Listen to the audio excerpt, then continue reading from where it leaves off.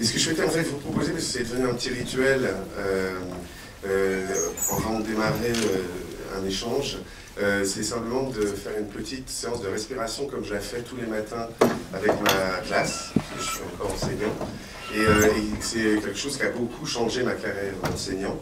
Je suis dans le 19e arrondissement, un endroit où vous avez c'est mixte et parfois un peu agité, on va dire, sans parler de l'impact du virtuel sur les enfants. Et donc en fait, c'est simplement de partager cette pratique simple, parce que la respiration, elle est toujours avec nous, et qui, face à l'accélération du monde, aide pas mal à se recentrer, et en particulier les enfants. Alors si vous voulez bien vous prêter au jeu, on va faire comme aujourd'hui, on se détache du dos du fauteuil, pour pouvoir se mettre un peu en avant, sentir ses pieds au sol, et sa colonne droite comme tenue par un fil, par le haut de la tête. L'essentiel est de trouver l'équilibre à ce moment où la colonne tient toute seule sur elle-même, et libère le ventre, et de porter une attention déjà à cette respiration-là, et c'est une des clés, c'est la respiration ventrale, parce qu'en fait quand on respire ventralement, on active le nerf pneumo-abdominal qui est le nerf aussi de la digestion, ça crée une détente structurelle. Et donc, alors dans un premier temps, j'ai juste lâché le micro, le faire a cappella. Donc on expire tout son air, puis on inspire en levant les bras vers le haut, on les rejoint, on bloque, et on se tend vers le haut, et on relâche. Voilà, pour info, ça c'est très détendant, je leur fais faire aussi des roulements d'épaule. L'air de rien, je ne sais pas si vous sentirez la même détente, mais souvent comme on loge le stress dans les épaules, ça fait du bien. Voilà, et après cette réactivation du corps, tout simplement, c'est de porter pendant une petite minute en fermant les yeux ou en fixant un point, porter notre attention sur notre respiration, sur le flux d'air qui rentre frais au départ et son parcours dans le corps et comment il ressort plus chaud. Et si des pensées viennent, comme elles manquent rarement de le faire, simplement de ramener son attention à l'air et à la respiration.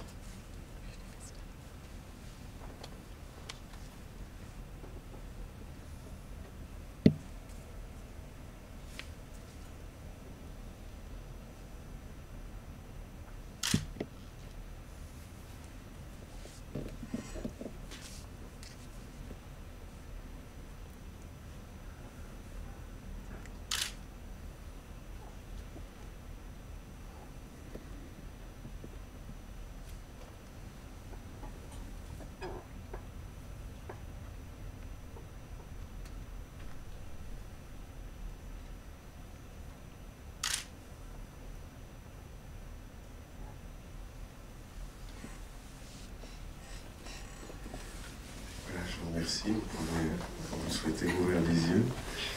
Et voilà, c'est simplement parce que réellement, c'est quelque chose qui, en tant qu'enseignant, a beaucoup changé les choses. J'ai des matinées autrement plus calmes et aussi dans la symbiose que ça crée avec la classe, ou même là ensemble, on fait quelque chose ensemble et ça nous synchronise en quelque sorte. Voilà, je serais ravi de répondre à vos questions ou à avoir vos réactions, que ce soit sur le tournage du film ou des idées ou les questions qui soulèvent.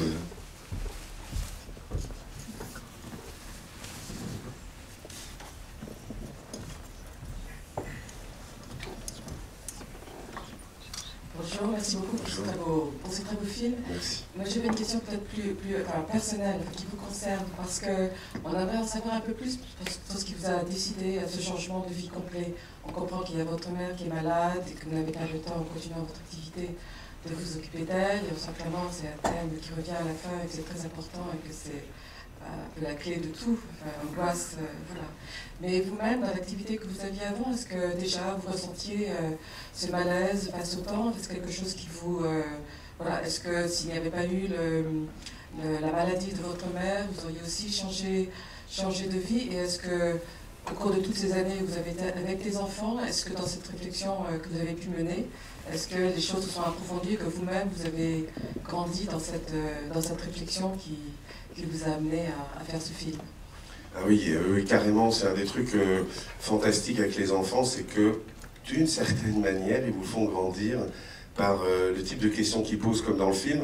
J'ai l'habitude de faire des phrases philosophiques tous les lundis. Et ce qui va sortir de là, dans la bouche des enfants, est souvent assez confondant et entraîne des réflexions ils m'ont aidé aussi à aller plus loin dans ma réflexion. Ce film m'y a beaucoup aidé, la rencontre aussi avec ses personnalités. Alors pour revenir au changement lui-même, c'est vrai que j'avais une conscience, en fait quand j'étais chez JP Morgan, j'ai un ami très matheux qui fréquentait des climatologues qui sont aussi matheux et qui me disait ça sent mauvais, il y a vraiment des gros problèmes, les températures, etc. Et puis il commence à m'abreuver de livres et je réalise l'ampleur du problème. Je réalise aussi à ce moment-là, j'avais connaissance vraiment de cette idée d'exponentielle, mais à quel point un taux de croissance génère une exponentielle sur le long terme, si on peut. Et donc cette interrogation sur le fait que j'étais dans ce qui demandait à tout le monde d'aller plus vite, le cœur du réacteur, c'est quand même la finance. Et donc j'avais une contradiction interne assez forte. Mais plein de gens dans la finance ont ces contradictions internes, sont très conscients des risques qui pèsent sur la planète, mais ne changent pas pour autant. Parce qu'il faut souvent des déclics, et je ne peux pas dire si ma mère n'était pas tombée malade, je ne sais pas. Je pense que oui, je veux bien, voilà, mais qui peut dire. En revanche, c'est vrai que la confrontation à la mort, et on s'en aperçoit souvent dans les témoignages des spectateurs ou des gens sur cette question, en fait, souvent, il y a des changements de vie très importants qui se font à la suite de cette confrontation-là, mort d'un proche, du compagnon, d'un parent, ou quand on réchappe à un accident grave où on a frôlé la mort, il y a quasiment systématiquement des changements de vie. C'est intéressant de constater que cette confrontation-là, à cette chose qu'on a tendance un peu à mettre de côté dans notre société, d'un seul coup crée un besoin de sens, un besoin d'autre chose, quoi. Et c'est ce qui m'est arrivé précisément. Voilà, et puis bon, il y a eu pour info aussi le 11 septembre, parce que ça arrivait, j'avais annoncé que je partais, mais le 11 septembre est arrivé là-dessus et a encore contribué à me faire sentir que ce monde n'allait pas.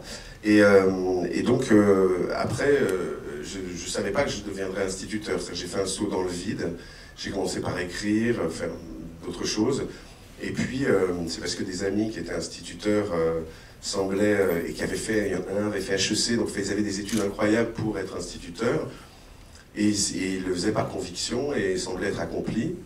Il me disait aussi, ce qui est très vrai, il me disait, mais là-haut, dans ton truc, là, t'as aucune idée de la réalité sociale.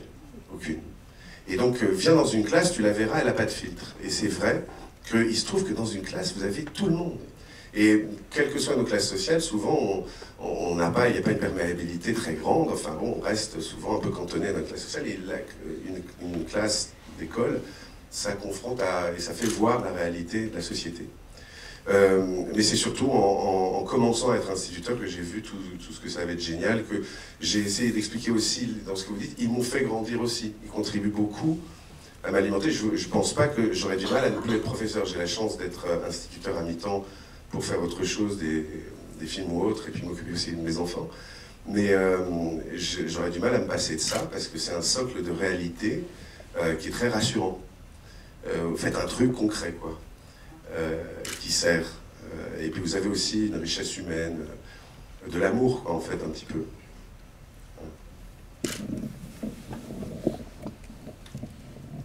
J'ai une question plus par rapport à ce que je vous donnais.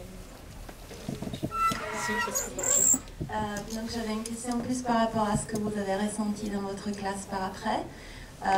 Est-ce qu'il y a eu des changements dans leur vie quotidienne de classe? Donc par exemple, je sais pas, je trouve qu'il y a beaucoup de... le film il soulève des thématiques aussi qui vont au-delà de la croissance elle-même. Mais je veux dire, est-ce que vous avez ressenti dans leur vie de société, parce qu'au final la classe, comme vous l'avez très bien dit, c'est une société, très bien exprimée d'ailleurs, est-ce que vous avez ressenti qu'il y ait des changements Oui, c'est difficile parce que je ne suis pas chez eux, donc du point de vue personnel, après ils ont pris leur route. On a ces enfants, on les a qu'1 an, et puis après ils font leur chemin. Donc on sème des graines et on ne sait pas trop lesquelles vont prendre chez tel autre. Ce que je crois, c'est que ce parcours-là est en plus, en général, ce que j'essaie de faire dans les classes, c'est de soulever le questionnement philosophique, sans mettre la philosophie tout en haut en disant c'est inaccessible. Non, il y a plein de phrases. Je citais la phrase que j'ai faite il y a 2 jours, une phrase d'Einstein qui dit « Le monde ne sera pas détruit par ceux qui font le mal, mais par ceux qui les regardent sans rien faire ». C'est une phrase assez qui aujourd'hui peut poser question. C'était d'une richesse incroyable et de la manière dont ils s'emparent de réflexion pour réfléchir à leur tour. Et je pense que ce film, ça a généré chez eux une haute capacité de réflexion. Ce qu'ils ont dit quand on les a réunis pour l'avant-première, ils ont dit ça nous a fait grandir, ça nous a fait mûrir ce film. C'était ça, surtout ils étaient fiers, mais surtout ça les avait fait grandir. Ils n'étaient pas là, ça m'a transformé en écologiste convaincu. Il y en a qui ont vraiment, par contre, je pense que ça les a marqués quand même, cette dimension-là, la bouteille, etc. Mais bon, par exemple, par rapport aux technologies, ils sont à fond dedans, voilà. Mais ils vont en retirer quelque chose et en tous les cas une capacité à s'interroger. Et je pense que c'est ça qu'on doit donner le plus aux enfants. C'est quelqu'un qui m'avait dit cette phrase lors d'une projection que je ne connaissais pas. Montaigne a dit éduquer, ce n'est pas remplir un vase, c'est allumer un feu. Et donc l'idée, c'est d'allumer un feu de réflexion qu'ils apprécient. C'est ça dans quoi je crois, parce que vous êtes 1 an dans la vie de ces enfants, donc après ils font tout leur chemin aussi. Et les parents derrière? Ah, alors là, les parents, c'est vrai que c'était quelque chose, parce qu'on a fait, ça s'est fait en 2 temps. La première partie, c'était ce qu'on avait filmé en classe, que j'ai monté, et c'est ce montage-là qui a été présenté en fait aux personnalités du film, auxquelles elles réagissent en donnant leurs réflexions. Et ce montage-là, je l'avais promis au départ, je le montrais aux parents avant d'aller voir des experts. Et là, la première réaction des parents était vraiment fantastique à voir, parce qu'ils étaient un peu tétanisés en voyant leurs enfants pousser les réflexions comme ça. Alors ils étaient fiers, certes, mais ils étaient perplexes, parce qu'il y avait un regard porté sur eux, implicitement, qui les renvoyait drôlement à eux-mêmes. Entre autres, l'enfant qui cligne des yeux, qui dit... qui est un enfant brillant et qui dit voilà, faut que les parents ils persécutent un peu les enfants pour être premiers, et même quand ils sont premiers, après les enfants ils sont malheureux. Et ben cet enfant était premier de la classe, dans une classe d'un très bon niveau, et son père est sorti un peu comme avec de matière à réflexion. Voilà, c'était ça la réaction des parents, c'était une fierté mêlée de ah oui, quand même ils me regardent en fait. Oui, voilà.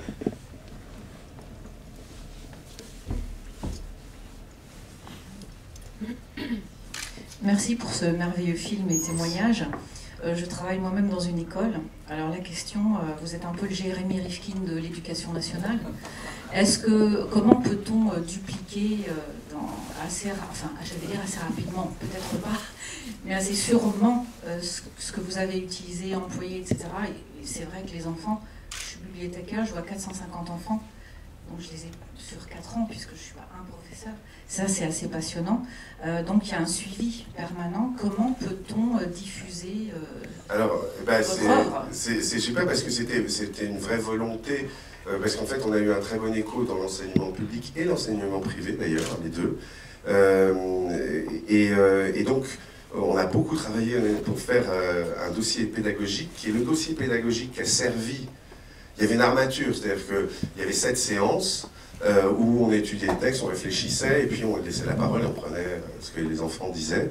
Par exemple, on a étudié le poème L'horloge de Baudelaire, qui est un magnifique poème sur le temps, et qui a généré des réflexions fantastiques des enfants, parce que c'est un poème, par exemple, très dur sur le temps, où il dit « le temps est un monstre hein, », dedans, souviens-toi que le temps est un joueur à vie qui gagne sans tricher, à tout coup, c'est la loi. La clepsydre se vide, enfin il a des mots comme ça, et les élèves disaient mais je comprends pas, il voit qu'un monstre dans le temps, Baudelaire là, c'est pas qu'un monstre le temps. Voilà. Bref, il y avait toute une réflexion qui était portée par un projet pédagogique, et ce projet pédagogique on l'a rédigé, mis en page de manière un peu sympa, pour que les enseignants puissent se l'approprier. Donc l'idée, c'est qu'ils prennent ce qu'ils veulent. Il y a 7 séances. En particulier, bon, pour le collège, les profs de maths peuvent prendre la partie plus matheuse, etc. Et se l'approprier à leur manière. Ensuite, ils peuvent aussi organiser des projections dans des salles. C'est tout le système de la distribution mis en place par l'équipe de distribution Kamehameha, qui avait distribué en quête de sens. Et l'idée, c'est que les spectateurs ou les profs peuvent être à l'initiative de projection. On en a fait beaucoup, ou même j'interviens aussi, où je rencontre les élèves après. Mais donc on a voulu faire ce dossier pédagogique qui est en accès libre sur le site toutsaccélère.com. Si vous voulez le diffuser, le site, il y a tout dessus. Il y a à la fois des vidéos, enfin pas mal de choses, et surtout il y a ce dossier pédagogique qui permet de s'en emparer vraiment. Et puis dernière chose, le DVD sortira en décembre. On peut le précommander aussi sur le site, mais il sortira en décembre. Et là, les profs après, ils peuvent s'approprier la chose. Et ça, c'est juste pour vous donner envie, mais c'est aussi, parce que vraiment, je le crois, quand j'ai fait ce film, j'ai dû faire des deuils incroyables, parce que les interviews étaient démentes. Des gens comme Hartmut Rosa, c'est une interview de 2 heures, un fleuve où on voudrait rien couper, presque. Donc j'ai été obligé, évidemment, d'enlever beaucoup de choses, et j'ai pu les remettre dans les bonus de ce film. Voilà, donc il y a les inédits de chacun des participants, et qui était quand même assez passionnant. Voilà. Merci. J'avais une question. Pourquoi à chaque fois on expose pas le problème et pas forcément les solutions? Qu'est-ce qu'on peut faire pour justement pour changer de monde? Qu'est-ce qu'on peut faire? Parce qu'on n'arrête pas de dire oui, il y a ci, il y a ça, mais du coup, qu'est-ce que nous on peut faire? Après, il faut avoir... alors là-dessus, ce que je te dirais, c'est qu'il y a une phrase d'un philosophe qui s'appelle Épictète, qui était un esclave, mais qui avait un disciple, il lui racontait tout, et le disciple après, il a tout noté. Et il dit qu'il faut savoir distinguer ce qui dépend de nous et ce qui ne dépend pas de nous. Parce qu'on peut s'affliger, être horrifié par tout ce qui ne dépend pas de nous, et c'est vrai, mais si on passe notre temps à ça, on ne se consacre pas à ce qui dépend de nous. Donc quand tu dis changer le monde, est-ce que ça dépend de nous de changer le monde complètement? Est-ce qu'on en est capable nous seuls? Non. Par contre, faire plein de choses à titre individuel, on peut. Et peut-être, après, en discuter, et peut-être, pourquoi pas, politiquement s'engager, ou je sais pas. Mais il faut penser à... Tu vois, tu peux pas t'affliger de choses qui ne dépendent pas de toi. C'est pas de ta faute, et tu pourras pas grand-chose pour tout changer, vraiment. Par contre, aller dans le bon sens et réfléchir toi sur ce que tu peux faire à ton échelle, ça c'est un secret de bonheur. Et ce que tu disais est vrai, il ne faut pas se plaindre si c'est pour rien faire. Voilà, c'est ce que dit l'enfant. Tout le monde se plaint, mais qu'il le fasse, de ralentir. Et moi, quand il a dit ça, j'étais là, mais lui, qu'est-ce que je courais pour faire le film? Bon, c'est vrai que là, bon. Oui, bonjour. Bonjour. Tout d'abord, je voudrais vous remercier de ce magnifique film. C'est vraiment exceptionnel. En fait, c'était une question et en même temps une remarque. Je voudrais savoir comment est-ce que vous êtes ressenti, qu'est-ce que vous avez ressenti quand vous avez arrêté de travailler dans l'entreprise. Est-ce qu'il y a eu en vous une forme d'anxiété? Est-ce qu'il y a eu quelque chose, un phénomène un petit peu de sevrage en fait? Est-ce qu'il y a... Alors, il n'y a pas eu précisément d'anxiété, parce que j'avais la chance d'avoir fait un métier où j'avais gagné de l'argent, j'avais un peu d'argent devant moi, tout simplement. Donc j'avais pas cette pression dans l'année de retrouver quelque chose, quoi, déjà. Mais par contre, là où vous parlez de sevrage, et ça c'est très intéressant, je m'en suis aperçu, mais très tardivement. Entre autres, en écrivant un livre qui sortira en mai 2017 et qui s'appelle « Tout s'accélère, comment faire face à l'emballement du monde ». Et donc, j'ai fait toute une réflexion sur tout ça, et j'ai écrit un chapitre qui s'appelle « Drogué à l'intensité ». Et c'est vrai qu'on est dans un monde, en lisant beaucoup de penseurs qui disent on est dans un monde d'intensité extrême. On a des infos, des films qui explosent, des choses tout est très intense. Notre vie est très intense. Et donc, on en vient à considérer que c'est la normalité. Et même, une absence d'intensité va créer une angoisse, ou un vide, etc. Et il m'est venu, en me regardant moi-même, en fait, j'ai compris que j'avais été drogué à l'adrénaline. C'est-à-dire que quand on est sur les marchés financiers, mais même quand on est dans une grande entreprise ou une entreprise, concours, enfin, ou dans d'autres cadres, on vit sous des décharges d'adrénaline permanentes qui sont, comme le dit Nicole Aubert, très utiles. Hein. Il y a divisément plus puissant que l'adrénaline pour courir vite, réfléchir vite. Enfin, c'est un moyen qu'a le corps pour mobiliser son énergie. Mais ça se fait évidemment aux dépens du reste, ça épuise. Et d'ailleurs, c'est assez symbolique de notre... Enfin, on peut faire un rapport à notre rapport à la Terre, dans la manière dont on l'épuise aussi. Toujours est-il que j'ai compris qu'il fallait que je me sevre de ce fonctionnement sous adrénaline.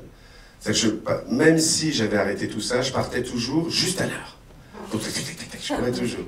Je me suis aperçu dans tout des tas de comportements que je recherchais cette adrénaline comme un mode de fonctionnement.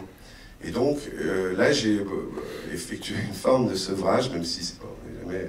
Et puis l'adrénaline, c'est pas mauvais en soi. C'est la question de fonctionner comme ça, quoi. Seulement comme ça marche pas. Parce que moi-même, j'ai remarqué, en fait, pendant une année, je me suis forcé à vivre lentement. Je me suis forcé, quand je marche dans la rue, à marcher plus lentement. Et j'ai remarqué dans un premier temps que mon anxiété a augmenté. Et ça, j'ai compris par la suite que c'était un peu comme une exposition à une phobie. Et je pense qu'on est aussi beaucoup phobique de la lenteur, en fait. Et qu'un moyen de combattre ça, c'est de s'exposer à sa phobie. Et au fur et à mesure, l'anxiété diminue, et après on n'est plus phobique à la lenteur, et on commence à apprécier la lenteur, et on voit que la lenteur nous apporte des choses, et la lenteur nous apporte une grande qualité de vie. Eh bien, exactement. Mais ça procède justement d'un sevrage. Ça fait penser à un sevrage dans le fonctionnement. Et si on réfléchit bien à notre monde qui nous rend addicts à la technologie, parce que le sevrage, addiction. Donc oui, l'addiction. Il y a plein d'addictions dans une société. Addiction au travail, la première, on va dire. Mais évidemment, addiction à la technologie, au smartphone, voilà. Mais aussi, enfin, il y a une société qui s'occupe de l'addiction en France, elle en répertorie un nombre incalculable, et elle l'explique entre autres par cette intensité permanente à laquelle nous habitue la société, et donc on va rechercher toujours cette intensité. Et aussi par perte de repères, on revient à des choses qu'on connaît, qui est notre smartphone, qui est comme quelque chose, une ancrage, un doudou qu'on a tout le temps sur nous, qui nous rassure dans un monde qui va très vite. Mais ce que vous dites est vrai dans le sens où on arrive, et ça c'est dans les bonus, mais Étienne Klein dit on ne vit pas une accélération du temps, d'abord le temps n'accélère pas, on vit une crise de la patience. Et réellement, je mets aussi dans mon livre, c'est cette phrase qui me semble synthétique, tout le monde demande à tout le monde d'aller plus vite. C'est-à-dire quand vous êtes au travail, vous avez une pression, donc vous sortez du travail, si à la boulangerie il y a trop de monde, ça va lentement, c'est l'agacement. En plus, on est sans arrêt avec des machines qui répondent comme ça au péage, il n'y a pas de problème, on met la carte, ça ressort, c'est fait. On fait tac, boum, et on s'habitue à cette rythmique de la machine, qui vient, et donc on ne supporte plus les atermoiements humains, plein de choses. Et on supprime l'humain. De facto, l'empathie aussi, empathie. Et donc c'est là où votre démarche est la bonne, parce que moi j'ai un peu été dans ce sens-là, c'est que quand on va vers la lenteur, d'un seul coup, on s'aperçoit de tout ce qu'elle donne qu'on avait oublié. Et aussi, on en a moins peur. Parce que, par exemple, j'ai fréquenté des gens très riches parce que je les conseillais. Je conseillais des grandes fortunes à, je sais pas, des centaines de millions. Et j'étais fasciné par le fait qu'ils passent leur temps à m'appeler. Je disais, avec autant d'argent, moi je serais sur une île ou je ne sais pas. Enfin, bon, je ne comprenais pas, quoi. Et il y avait vraiment cette dimension d'addiction, c'est-à-dire que quand vous, en particulier ce système qui nous demande d'être hyper productif et donc de consacrer énormément de notre énergie dans le cadre professionnel, entre autres cette sacralisation de gagner de l'argent. C'est-à-dire que ça prend tellement de place dans votre vie que, si vous cédez à ça grandement, que vous laissez de côté plein d'autres pans. On ne gagne pas de l'argent sans rien faire en général. Donc, vous vous retrouvez à 50 ans, vous avez tout consacré à ça, et il y a un tel désert, c'est un peu caricatural, mais quand même ailleurs, que vous ne voulez surtout pas regarder là. Donc vous retournez à davantage d'argent. Et ça, j'ai pu le constater chez des gens. Donc il y a une part de fuite, évidemment. Voilà. Comment est-ce qu'on arrive à financer un film? Comment est-ce qu'on arrive à produire un film comme ça? Alors d'abord avec des bouts de ficelle, c'est-à-dire des amis qui étaient cadreurs professionnels, et ça je dois les remercier. Je dois aussi beaucoup remercier quelqu'un qui a fait beaucoup pour le film. On l'oublie toujours, dans un film, on oublie qui? La musique. Et la musique est décisive dans l'appréhension, le ressenti qu'on a d'un film. Sébastien Dutertri, la musique est d'ailleurs en accès sur YouTube, iTunes, mais il a fait vraiment un boulot fantastique. Et puis j'avais des amis qui sont venus gratuitement au départ. Hein. On était dans la classe, on avait 2 caméras, plus un perchman, un ingé son qui a fait tout le son, y compris le mixage. Et donc ça s'est fait avec des copains au départ. Puis ensuite, Claire Beffa, la productrice, a réglé les choses. On a commencé à s'inscrire dans un cadre un peu plus normal.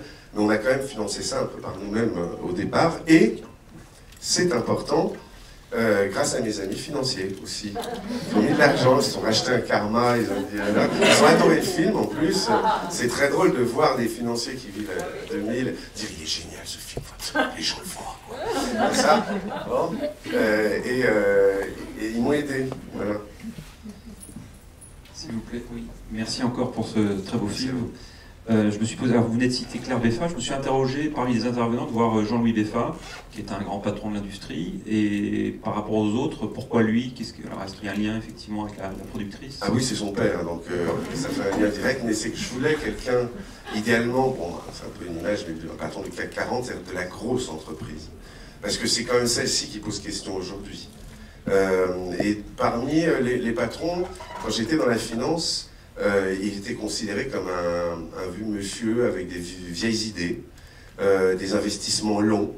Il a raconté lors des interviews quelque chose de fascinant, où un des moments les pires de sa vie, où il est PDG de Saint-Gobain, et il doit aller devant des petits jeunes de patrons de hedge funds qui détiennent 3% de son capital, se justifier auprès de gens de 30 ans qui connaissent rien à sa boîte, et qui lui disent mais je comprends pas là, les investissements d'accord, mais ça crache pas là, à court terme on va où?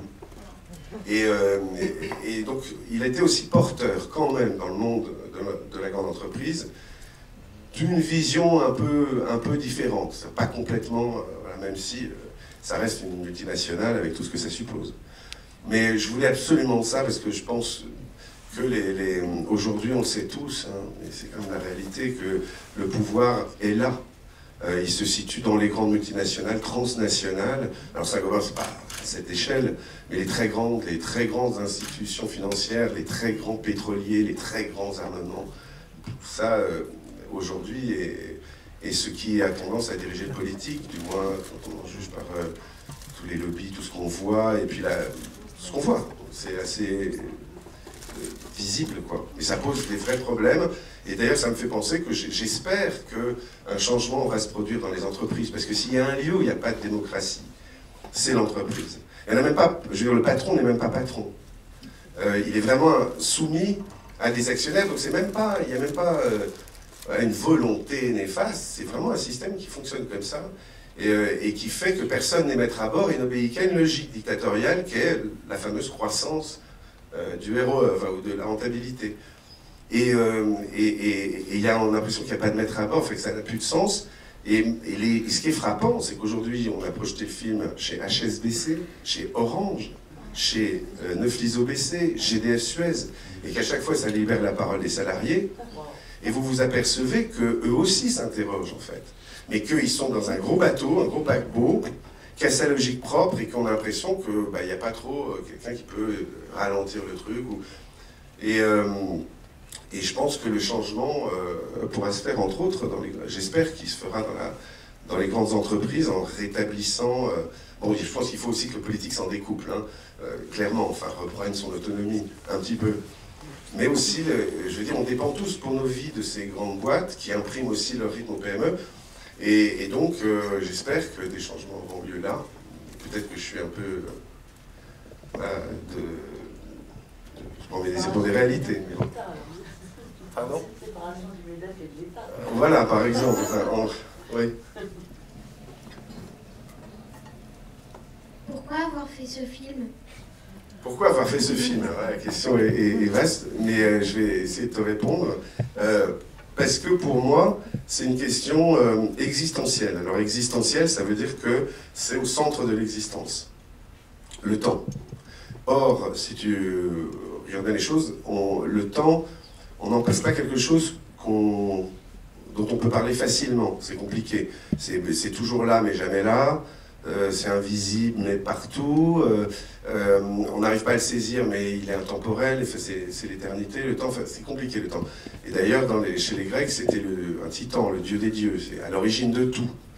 Et je pense que s'interroger sur le temps, aussi compliqué que ça paraisse, c'est très intéressant pour s'interroger sur ce qu'on va faire de sa vie dans le temps.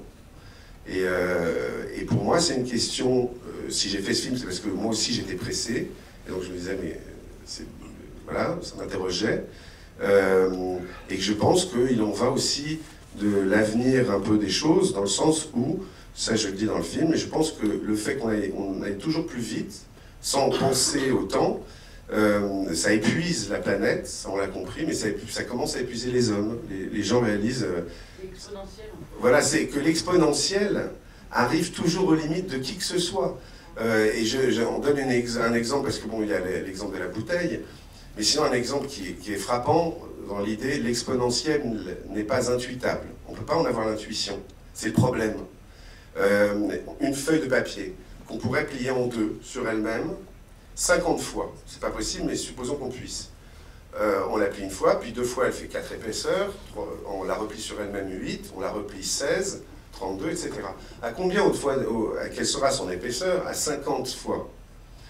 Si c'était possible. Eh bien, personne ne va imaginer que c'est la distance Terre-Soleil. Et c'est la distance Terre-Soleil, à peu de choses près.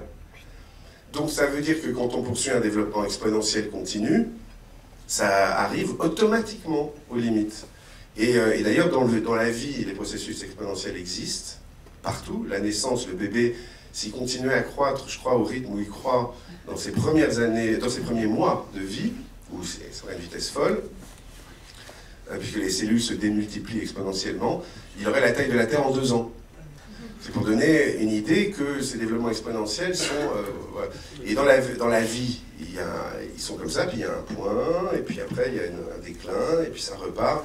Il y a la notion de cycle. Or, l'exponentiel dénie tous les cycles. Les cycles naturels, les cycles de sommeil, même les gens sont crevés. Parce qu'il faut être plus productif, parce qu'il faut consommer plus, etc. Et voilà, d'ailleurs, c'est quelque chose que la méditation donne.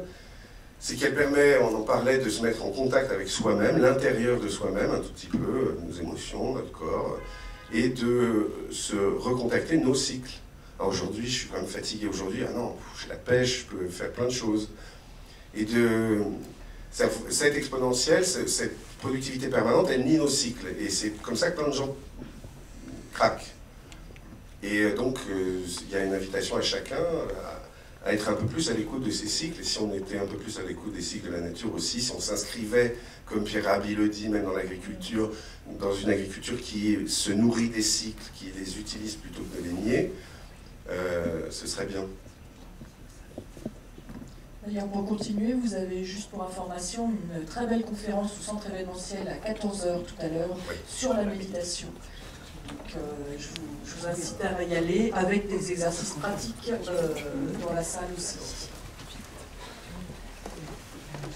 Est-ce qu'il y a encore des questions? Juste pour continuer dans le côté exponentiel, en fait, c'est vrai qu'il y a une manifestation physique en son. Quand on travaille sur le son,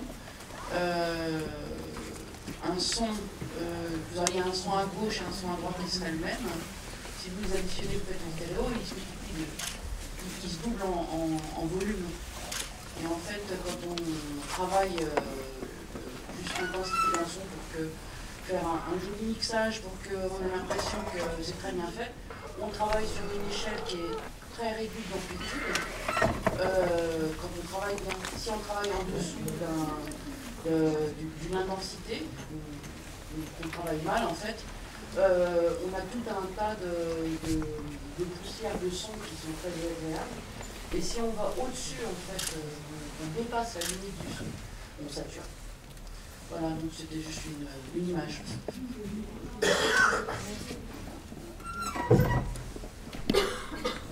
Bien, ben, merci beaucoup. Ouais, merci. Parce que bientôt, dans 3 quarts d'heure, à Carrefour, il y a la méditation. Je vous la conseille vivement, avec 2 semaines. Au centre événementiel. En plus, avec une réflexion, je pense, sur le sujet. Pardon, c'était pas Carrefour, c'est le centre événementiel. Merci. Je ne vais pas parler de la page Facebook parce que c'est trop en contradiction, j'aurais été obligé de se mettre dessus. Mais voilà, en tout état de cause, n'hésitez pas à en parler, en particulier le DVD où on a mis beaucoup de choses qui, je pense, sont chouettes. Voilà. Merci à vous.